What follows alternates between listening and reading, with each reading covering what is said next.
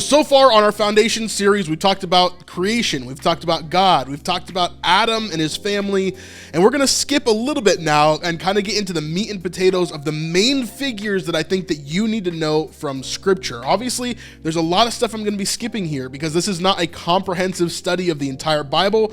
This is foundation. This is the very minimal little bits that you need to know to understand Christianity. So we're going to hop around from main figure to main figure to main event to main figure and kind of make sure that you have the big pillars of Christianity really understood to a level where, okay, hey, I know that this person came first. I know that this person came after. I know that, this person had this person and, understanding Christianity a little bit better in that way. So today we're jumping from Adam and Eve and Cain and Abel and that whole time all the way down to the next huge event in the human history, which is Noah.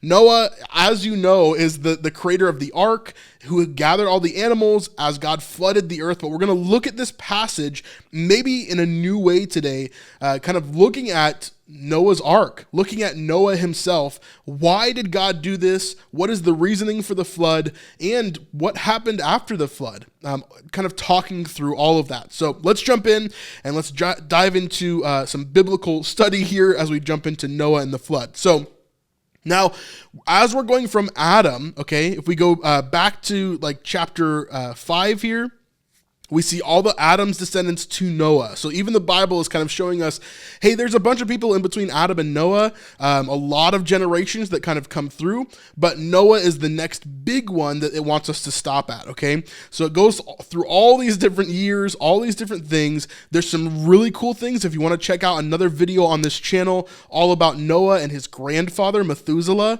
there's some really interesting things that I'll try to link below for this video. But for Noah himself, of course, he is the one which the flood comes, right? And so as we talk about this, we have to understand the state of the world first before we get into the flood itself. So let's start reading here in Genesis chapter 6 and kind of think about where God is at, right? Where God is at with the creation of the world, where humans are at and what they're doing, okay? So here, chapter 6, verse 1. When man began to multiply on the face of the land and daughters were born to them, the sons of God saw that the daughters of man were attractive, and they took as their wives any they chose. So this is a very big, a very big subject that we're not going to dive into tonight. But essentially, sons of God, as in divine beings of some sort, came and they saw that the women of men were attractive. And so they took any of those that they wanted as their wives, and they began to have offspring. So these offspring are not merely human, but they're some sort of divine human hybrid. Now, we don't know much about this at all. Of course, this really only happens in the Old Testament during this time, but we can call them the Nephilim. That's what they're called here if you see in verse 4. This is a subject that we're not going to get into for now, but if you do have any questions, leave them in the comments below. I'd love to try to chat through it with you guys. When the sons of God came into the daughters of man, they bore children to them. These were the mighty men who were of old, the men of renown. The Lord saw that the wickedness of man was great in the earth, and that every intention of the thoughts of his heart was only evil continually. So we're at the point in Scripture right now where Adam has been kicked out of the garden, okay? He's had his two sons, the first two sons, right? One of them killed the other one. Then God kicks out that evil son who murdered, and Cain goes off and he goes and finds his wife and different people, and there's other people in the world at that time, right? And so we see as this begins to propagate, the sin that Adam first kind of brought into the world at the beginning of time, it begins to propagate over and over and over again, and it becomes a real problem. So much so that not only are people kind of bad, not only are people kind of doing things that are, not fun or not good, they're literally their whole entire being is only evil. So like I'll read that again, right? And the Lord regretted that he made that he made man on earth. So this is really intense, right? But verse 5 here, that every intention of the thoughts of his heart was only, right? Only evil, continual. So everything that man thought at this time, They were evil, evil people, okay? Now, God was so grieved about this in his heart that he said, I will blot out man who I have created from the face of the land, man and animals and creeping things and the birds of the heavens, for I am sorry that I have made them. This is the grief that we bring to God, even today, even as we sin, right? This is the grief that we bring to God. He becomes so grieved that he's sorry that he made us. Obviously, that's changed in our life today, and God has vowed that he will never do this again, what we're about to talk about. But that's heavy. The fact that he could look at his creation and say, I'm sorry that I've made them, not because he hates them, but because he loves them so much, and they're just disobeying him. They don't even have a fear of him. They don't even have a thought of him. And so it's a very hard thing. But think about that. These people were so evil that he was grieved this much. So then we get to Noah, verse 9. Now these are the generations of Noah. Noah was a righteous man, blameless in his generation. So blameless meaning like, yes, Noah probably still sinned, right? He's not Christ. However, he was blameless in his generation, as in he was way more righteous than the rest of the people. He really did fear God. He really did, want to follow this way. And of course, he's through the line of Adam as well, as we've seen previously. Noah walked with God, and Noah had 3 sons. This is going to be important: Shem, Ham, and Japheth, okay? So we're really talking about Noah, but we're talking about Noah's family as well, okay? Now the earth was corrupt in God's sight, and the earth was filled with violence. Of course, everybody's hearts are evil, so it's going to be filled with murder, it's going to be filled with lust, it's going to be filled with adultery, it's going to be filled with war and hate. And God saw the earth, and behold, it was corrupt. For all flesh had corrupted their way on the earth. And God said to Noah, I have determined to make an end of all flesh, for the earth is filled with violence through them. So this is not only from a human point of view, but also everything else on earth, it seems like, right? All the animals, maybe they're having some negative effect of this sin being propagated over and over again as well. Behold, I will destroy them all. I will destroy them with the earth. So he says, verse 14, this is kind of where we get into the story that we know. Make yourself an ark of gopher wood. Make rooms in the ark and cover it inside and out with pitch. This is how you are to make it. And then we go through a long list of instructions on how the ark is to be made. Now, it talks about cubits here. Just to give you an idea, a cubit is generally a measurement from your arm to your wrist, okay? So your elbow to your wrist, like your forearm is a cubit. So it's not an exact, perfect measurement, but we can kind of guess how long this would be on average for a person, and that is what we dictate to be a cubit there. And so you can see all of these instructions here for how to make the ark, and of course he's going to cover it in pitch so that it's waterproof on the outside. And yeah, a lot of people have made different renditions of what the ark could have looked like, but we have pretty good instructions here to show us what it would have looked like, even measurements to kind of build it out as well. I'll show you a picture of an ark that's in Kentucky that they've kind of rebuilt to kind of show you that as well. They've done an amazing job there for sure. So he says here in verse 17, for behold, I will bring a flood of waters upon the earth, and to destroy all flesh, in which is the breath of life under heaven. Everything that is on earth shall die. But I will establish my covenant with you, and you shall come into the ark, you and your sons, your wife, and your sons' wives with you.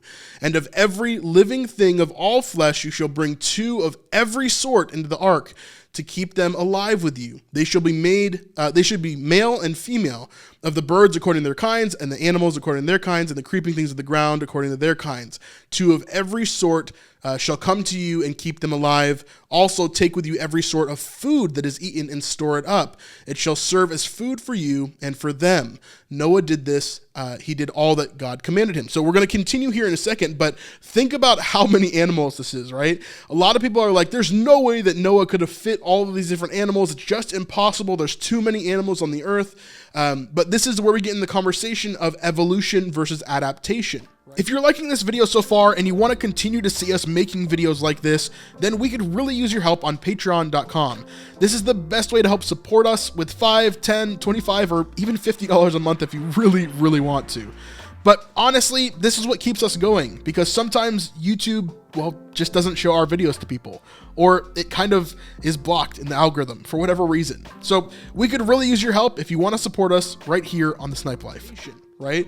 Evolution says that a monkey can be turned into a human, right? Or an ape can be turned into a human over time because we evolve, right? And we change dramatically. DNA changes, right?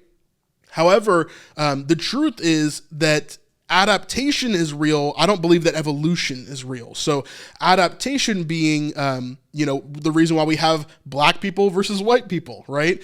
Because the areas in which the darker skinned people live are hotter. They needed more melanin to survive in those areas. We see this very commonly with birds and with lizards or bees or ants.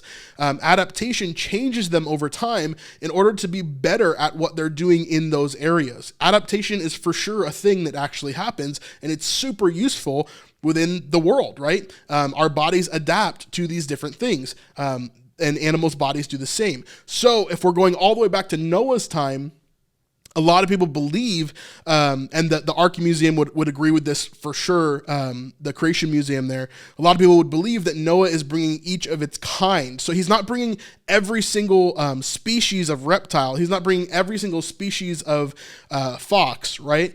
He's bringing the kind. So he's bringing a fox kind or a lion kind, right? And so he's able to bring a male and female of each of its kind. Maybe we can do another video on that in particular, because it's a little bit of a heavy subject, but let's continue on and read through Noah's story here as well. So Noah ends up building the ark. He does all of what God commands him to do. And then Lord says to Noah in this is chapter 7 of Genesis, "Go into the ark, you and all your household, for I have seen that you are righteous before me in this generation. Take with you 7 pairs of all clean animals, the male and his mate, and a pair of the animals that are not clean, the male and his mate, and 7 pairs of the birds of the heavens, also male and female, to keep their offspring alive on the face of the earth. For in 7 days I will send rain on the earth for 40 days and 40 nights." Can you imagine a 40-day rain? Man, that'd be crazy. "And every living thing that I have made I will blot out from the face of the ground." And Noah did all that the Lord commanded him. Noah was 600 years old when the flood of waters came upon the earth. And Noah and his sons and his wife and his sons' wives went with him into the ark to escape the waters of the flood. Of clean animals and of animals that are not clean, and of birds and of everything that creeps on the ground, 2 and 2, male and female, went into the ark with Noah, as God had commanded Noah. Now, here's where it gets interesting. They're in the ark, okay? After 7 days, the waters of the flood came upon the earth. In the 600th year of Noah's life, in the 2nd month of the 17th day of the month, on the day all the fountains of the great deep burst forth and windows of the heavens were opened. So this is a unique passage here. Now, many people actually miss this when they're talking about Noah, okay?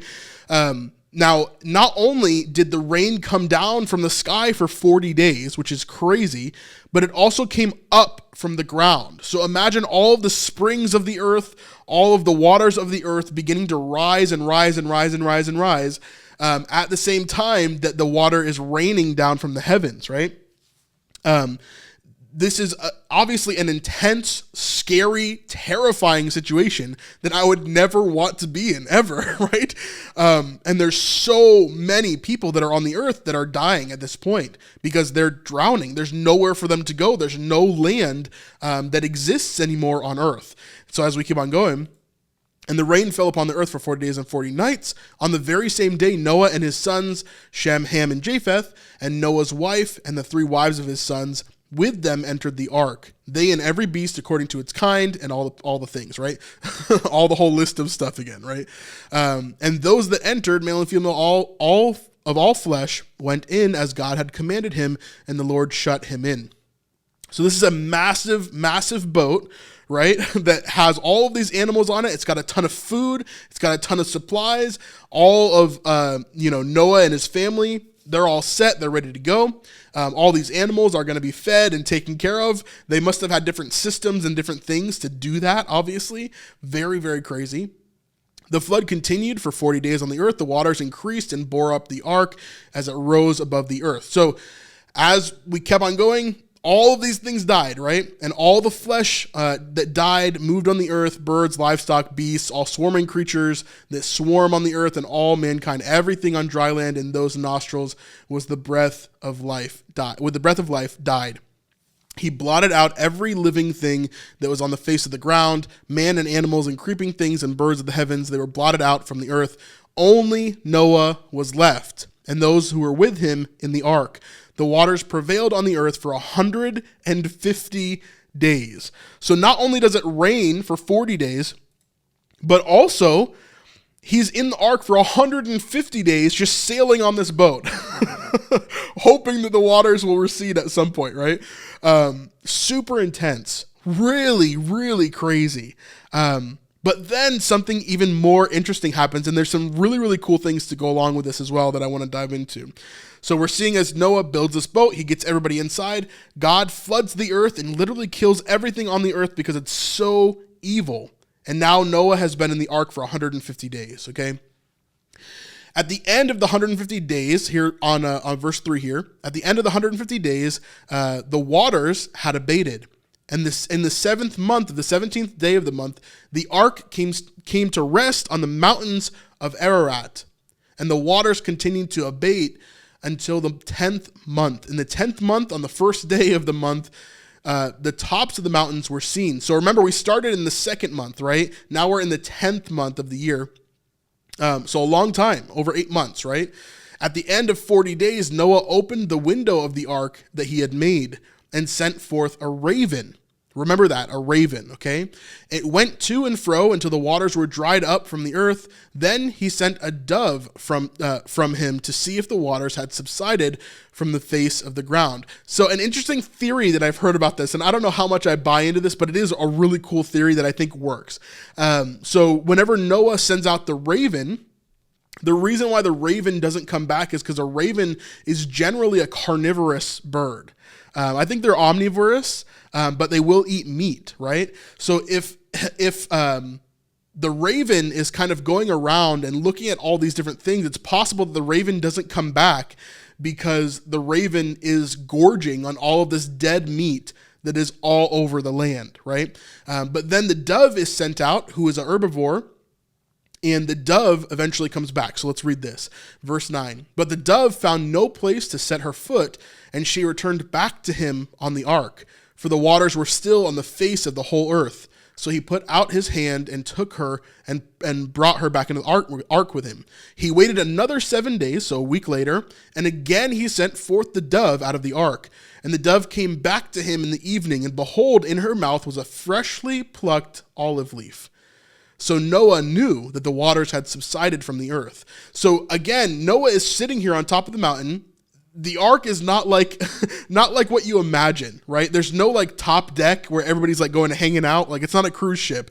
There's like one window, right? He opens that one window so that he can send out a bird to make sure that everything's okay. Because all he knows is that the ark has stopped moving. He doesn't know that the water has subsided everywhere. He doesn't know exactly what's happened. And so he's sending out these birds to figure out if they can come out or not, or if they're going to drown if they open the doors. Then he waited another 7 days and sent forth the dove, and she did not return to him anymore. So she came back, gave him the olive leaf. He knew the waters had subsided. He tried again 7 days later, and she did not return. So that means that she's probably fine. She's out there finding and foraging food as an herbivore, right? That's why she wouldn't come back. Verse 13, in the 601st year, in the 1st month, the 1st day, so almost a full year, is Noah and his family in this boat. The waters were dried up from the earth, and Noah removed the covering of the ark and looked, and behold, the face of the ground was dry. In the 2nd month, on the 27th day of the month, the earth had dried out. So that is how long this whole process takes, right? For Noah. He builds this ark. He fills it up with everything that God tells him to. He brings his family. They survive for a year on this thing, basically. And finally, they're able to come out and begin this journey, right? And then God makes a covenant with Noah, and it's all a big thing. But if we think about this logically, right? I want to think about Noah. Let's go through the process again. We have creation. We have Adam. Adam has a bunch of family members. Adam is the first that God created, but he's not the only one, right? Obviously, we see other communities that Cain is actually able to go to once he kills Abel. So Adam is not the only created being. Eve is not the only created being.